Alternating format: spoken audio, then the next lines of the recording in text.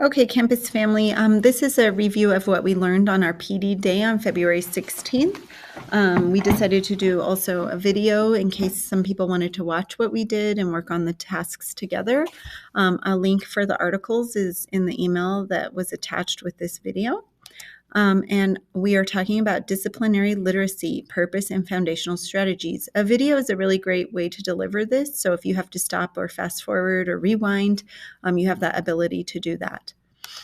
The purpose of our focus on literacy is for universal Tier 1 interventions for all of our students so we can strengthen our reading and writing skills.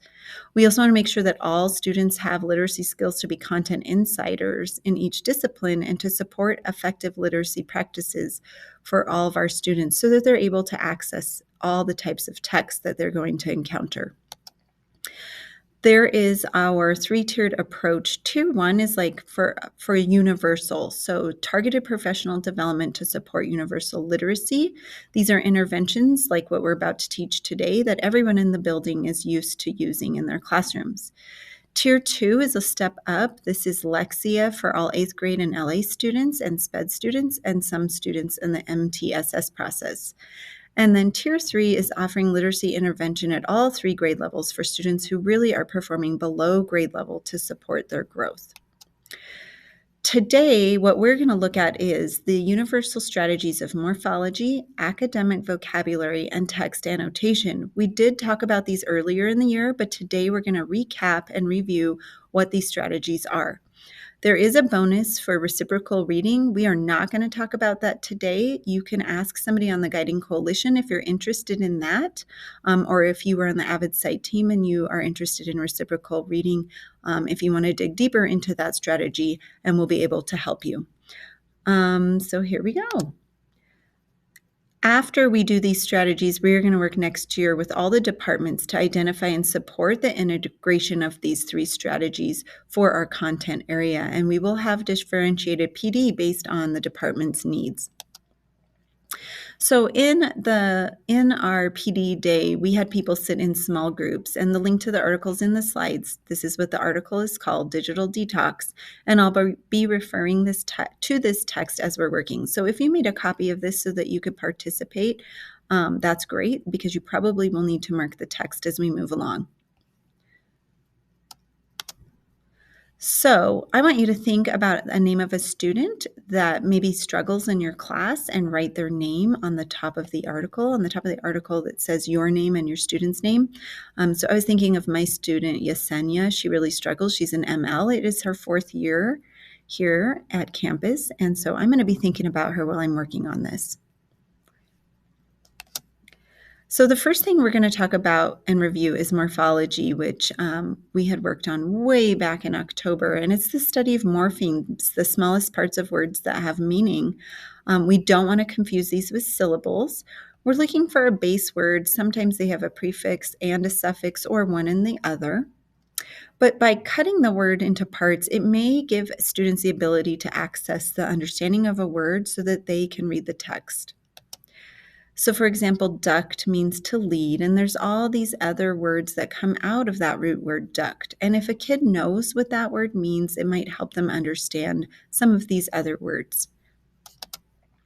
So in our article, you are going to read just the introduction of the text. I think it's paragraphs 1 through 3. And you're going to read through it and you're going to box a root word. So for example, I boxed tox. Tox comes from toxic or harmful, bad. And D means to decrease. So take away something that is bad.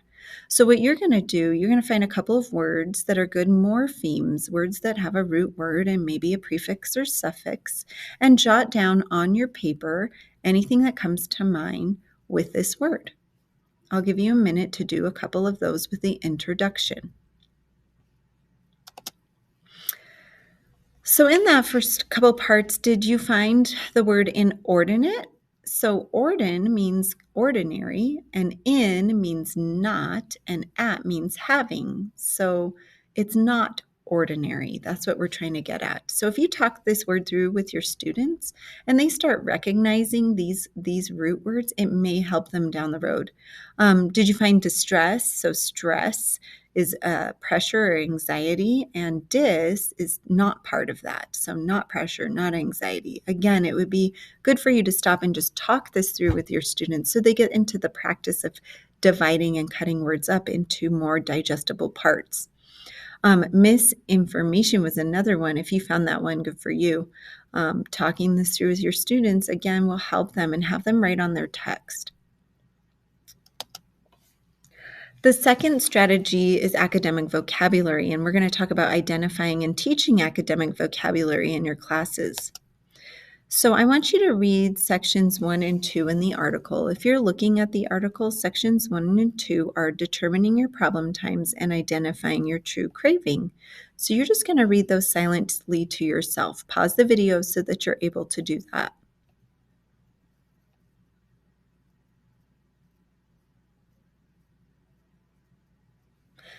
As you're reading through it, if you can just pause after section 1, your top 2 or 3 problem situations here, and writing down your insights about identifying your true craving.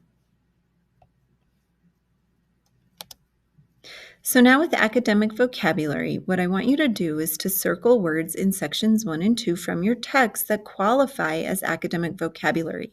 These are words that are traditionally used in academic dialogue and text. It refers to words that are not necessarily common or frequently encountered in informal conversation. So I'm going to give you some examples. Task words like describe, infer, identify are academic vocabulary. Students are going to see those in all of their classes. Some words are transition words like conclusively, ultimately, however. You want to make sure to find those words for your students too and help them with those before they attack a text. And then some common language that maybe your MLs might struggle with that you need to identify for them. The word inspiration, for example, is a really large and intimidating word that you might want to give to them beforehand. So I'm going to go back one slide. I want you to find words in sections 1 and 2 that qualify as the academic vocabulary for this text.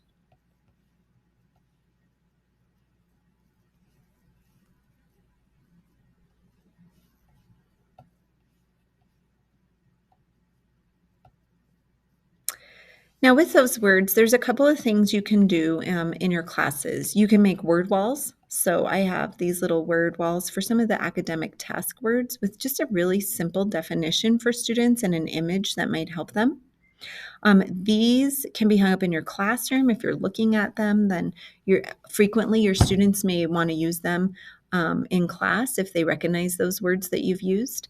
You could do a vocab box. A vocab box is where you put a box on the top of your page with some of the words they're going to see in the text and having the definition to help them. Or having a word of the week, using the word, for example, define throughout the week and reminding students what that word means and being really conscious about that word. So now we are going to try to make a vocab box. So on the top of your text, you're going to fill in the box with 2 to 3 of the terms that you had already circled in the text and a short definition. So if I'm looking at my article, up in this box, we want to make a vocab box. So let's come up with 2 words that they're going to see in sections 1 and 2 that are vocab that they might struggle with them. The first thing I noticed too is this word inefficient. They're going to see that in a lot of different classes. So I definitely would put inefficient in my vocab box with a short definition. Another one I noticed that might be tricky for them is the word consuming. So making sure they know that and putting that in your vocab box would be a really good idea. And then I'm looking at section 2. Another word that might be tricky for them is stressful or situation. So you might put one of those words in there. So that way when they're reading, if they notice that word is in the vocab box, it will help them get through this text.